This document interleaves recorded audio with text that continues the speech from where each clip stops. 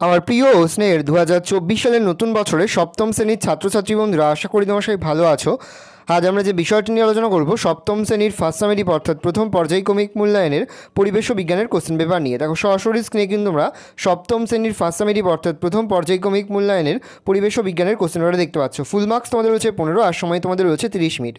দেখো প্রথমে তোমাদের রয়েছে ভৌত বিজ্ঞান, একে দাগে রয়েছে সঠিক উত্তর নির্বাচন করো যে কোনো চারটি, প্রতিটি প্রশ্নের মান 1 করে 1 × 4 = 4। প্রথম, সিজিএস পদ্ধতিতে তাপের একক ঘন সেমি, মিটার, জুল না ক্যালোরি? উত্তর হবে ক্যালোরি। প্রশ্ন, উষ্ণতা মাপার জন্য ব্যবহৃত হয় ব্যারোমিটার, ক্যালোরিমিটার, অক্সানোমিটার না থার্মোমিটার? উত্তর হবে থার্মোমিটার। প্রশ্ন, তাপ হলো এক প্রকার তরল গ্যাস, শক্তি না বাষ্প? উত্তর হবে শক্তি। প্রশ্ন, পরমাণু নিস্তড়িত কণাটি হলো ইলেকট্রন, প্রোটন, নিউট্রন? কোনটি না? উত্তর হবে নিউট্রন। প্রশ্ন, সোডিয়াম পরমাণুর নিউট্রন সংখ্যা 10, 11, 12 না 13? উত্তর হবে 12।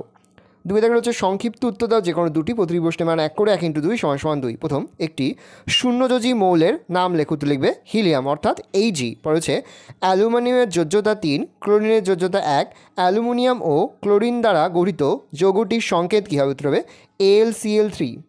পরে তাপ কি? উত্তর লিখবে তাপ হলো এক প্রকার শক্তি যা গ্রহণে বস্তু উত্তপ্ত হয়, অবর্জনে শীতল হয়। পরে হচ্ছে 0 ডিগ্রি সেন্টিগ্রেড ও 0 ডিগ্রি ফারেনহাইটের মধ্যে কোনটি ছোট? উত্তর হবে 0 ডিগ্রি ফারেনহাইট। প্রশ্ন, সুস্থ মানুষের দেহের উষ্ণতা কত? উত্তর হবে 98.4 ডিগ্রি ফারেনহাইট। তুমি দেখা হচ্ছে একটি বা দুটি বাক্য উত্তর যে কোনো দুটি, প্রতিটি প্রশ্নের মান 2 করে 2 × 2 = 4। প্রথম, লিনতাপ কী কাজে লাগে? উত্তর লিখবে এক, নির্দিষ্ট উষ্ণতায় একক ভরের কোনো পদার্থের অবস্থার পরিবর্তন করতে যে পরিমাণ তাপ প্রয়োগ বা নিষ্কাশন করতে হয় তাকে ওই উষ্ণতা ওই পদার্থের অবস্থার পরিবর্তনের লিনতাপ বলা হয়। 2 নম্বর, লিনতাপের দ্বারা পদার্থের এক ভৌত অবস্থা থেকে আর এক ভৌত অবস্থায় পরিবর্তন করা সম্ভব হয়। পদার্থের অবস্থান্তরের দ্বারা দৈনন্দিন জীবনের নানা প্রয়োজনীয়তা পূরণ হয়। উদাহরণ, পৃথিবীর উপরের জলভাগার উপরের অংশ থেকে বাষ্পীভবন দ্বারা ও তা পুনরায় ঘনীভবনের দ্বারা বৃষ্টিপাত দেখা যায়। পরের প্রশ্ন, মাটির কলসিতে জল ঠান্ডা থাকে কেন? মাটির কলসিতে সমগ্র অংশ জুড়ে অসংখ্য ক্ষুদ্র ছিদ্র উপস্থিত, যা দ্বারা কলসিতে রাখা জলের বিন্দু বিন্দু অংশ কলসির গায়ে লেগে থাকে। ওই জল লিনতাপ গ্রহণ করে বাষ্পীভূত হয়। বাষ্পীভবনের জন্য প্রয়োজনীয় লিনতাপ কলসি ও কলসির মধ্যে থাকা জল থেকে গৃহীত হয়, আর এই প্রক্রিয়া সর্বদা চলতে থাকে। তাই মাটির কলসির জল সর্বদা ঠান্ডা থাকে। পরে হচ্ছে হাতের স্পিরিট বা ইথার ঢালে ওই জায়গায় ঠান্ডা অনুভব হয় কেন? উত্তর লিখবে ইথার বা স্পিরিট উদ্বায়ী তরল, ফলে তা হাতের সংস্পর্শে আসা মাত্র বাষ্পে পরিণত হয়।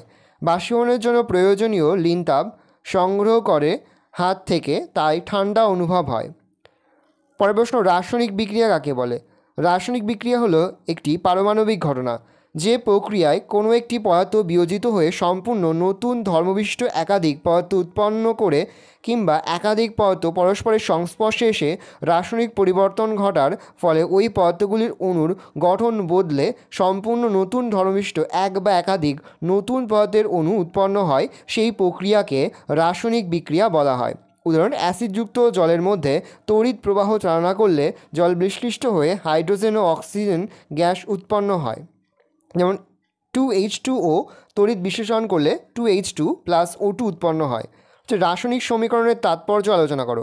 একটি রাসায়নিক বিক্রিয়া থেকে সাধারণভাবে যে তথ্যগুলি জানতে পারি সেগুলি হলো: এক, গুণগত তথ্য, বিক্রিয়ক ও বিক্রিয়াত পদার্থগুলোর নাম ও সংকেত।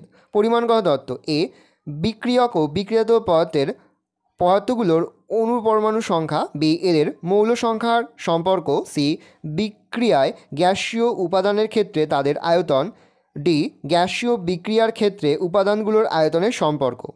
পরে তোমাদের রয়েছে বিভাগ খ অর্থাৎ জীবন বিজ্ঞান, 1-এ রয়েছে সঠিক উত্তরটি নির্বাচন করো যে কোনো দুটি, প্রতিটি প্রশ্নের মান 1 করে 1 × 2 = 2। প্রথম, শর্করা জাতীয় খাদ্যের প্রধান উৎস হলো ভাত, মাছ, মাংস না মাখন? উত্তর হবে ভাত। তাহলে শর্করা জাতীয় খাদ্যের প্রধান উৎস হলো ভাত।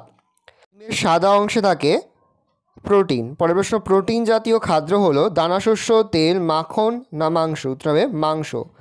পরের প্রশ্ন, লোহিত কণিকায় যে প্রোটিন উপস্থিত গ্লোবিউলিন, ফাইব্রিনোজেন, হিমোগ্লোবিন না মায়োসিন? উত্তর হবে হিমোগ্লোবিন। প্রশ্ন, রিকেট রোগ যে ভিটামিনের অভাবে হয় তা হলো vitamin A, vitamin C, vitamin E না ভিটামিন ডি? উত্তর হবে ভিটামিন ডি।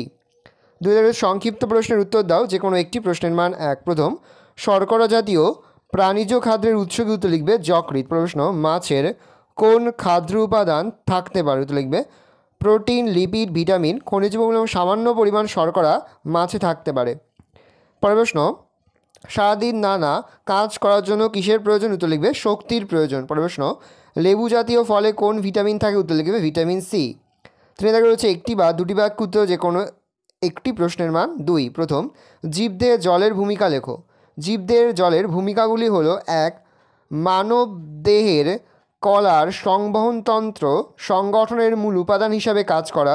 2. জীবদের সকল শারীরবৃত্তীয় কাজ ও বিক্রিয়া সম্পন্ন করা। 3.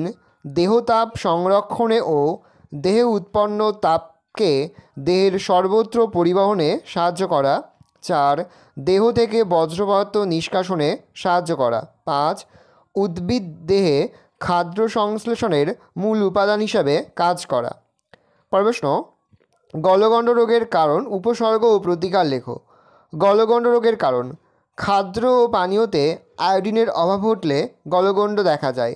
গলগণ্ড রোগের উপসর্গ: গলার সামনের দিকে ফুলে যায়। 2. বুদ্ধিহীনতা লক্ষ্য করা যায়। 3.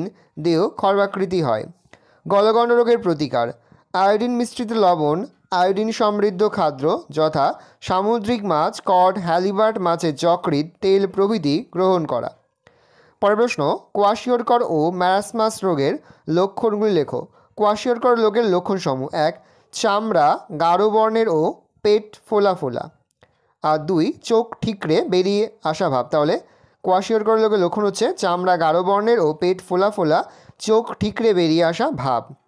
আর ম্যারাসমাস রোগের লক্ষণ হচ্ছে বৃদ্ধি হ্রাস ও পেশিক্ষয়, অ্যানিমিয়া আর শুষ্ক ত্বক। তাহলে ম্যারাসমাস রোগের লক্ষণ হচ্ছে বৃদ্ধি হ্রাস ও পেশিক্ষয়, অ্যানিমিয়া আর শুষ্ক ত্বক। ভালো করে দেখে নাও, এই রয়েছে টোটাল তোমাদের ফার্স্ট সামেটিভ অর্থাৎ প্রথম পর্যায়ক্রমিক মূল্যায়নের সপ্তম শ্রেণীর পরিবেশ ও বিজ্ঞানের কোশ্চেন পেপার। ভালো তোমরা কোশ্চেনটা দেখে নাও। এই ধরনের কোশ্চেন প্যাটার্নেই কিন্তু প্রতিটি স্কুলে তোমাদের কিন্তু ফার্স্ট সামেটিভ অর্থাৎ প্রথম পর্যায়ক্রমিক মূল্যায়নের প্রশ্নপত্র হবে। সেহেতু ভালো করে তোমরা কোশ্চেন পেপারটা দেখে নাও। আশা করি ভিডিওটা ভালো লেগেছে। ভিডিওটা ভালো লাগলে ভিডিওকে লাইক করতে একদমই ভুলবে না। আর আমার চ্যানেল নতুন হওয়া লাইক সাবস্ক্রাইব প্রেস করে পাশে বেল আইকন প্রেস করে যখন নতুন কোনো ভিডিও আপলোড করি সবার ফার্স্ট নোটিফিকেশন তোমরা পেয়ে যাও। আর এই ভিডিওটি তোমার বন্ধুবান্ধবী আত্মীয়স্বজন সবার মধ্যে কিন্তু অনেক অনেক শেয়ার করে দাও যারা এবছর সপ্তম শ্রেণীতে পড়ছে। আমরা কিন্তু ইতিমধ্যে সপ্তম শ্রেণীর প্রতি বিষয়ের সিলেবাস, প্রশ্ন কাঠামো এবং নমুনা প্রশ্নপত্র কিন্তু আপলোড করে দিয়েছি। তোমরা যদি এখনও পর্যন্ত সেই ভিডিওগুলো না দেখে থাকো, ভিডিওগুলো কিন্তু তাড়াতাড়ি দেখে নাও। তোমাদের সকলকে জানাই আগাম পরীক্ষার অনেক অনেক শুভেচ্ছা এবং অভিনন্দন। একেবারে ভিডিও শেষে স্ক্রিনে তোমরা একটা প্লেলিস্ট দেখতে পারবে, তার উপরে ক্লিক করলেই সমস্ত ভিডিওগুলো কিন্তু আমরা পর দেখে নিতে পারবে। তোমাদের সকলকে জানাই আগাম পরীক্ষার অনেক অনেক শুভেচ্ছা এবং অভিনন্দন। ভালো তোমরা কোশ্চেনটা দেখে নাও। যে মুহূর্তেই আমরা বিভিন্ন স্কুলের প্রশ্নপত্র হাতে পাচ্ছি সবার ফার্স্ট ভিডিওর মাধ্যমে কিন্তু আমরা তোমাদের কাছে তুলে ধরি। তোমরা কিন্তু অবশ্যই আমাদের চ্যানেলটা সাবস্ক্রাইব করে রাখবে। ভালো করে দেখে নাও কোশ্চেন পেপারটা।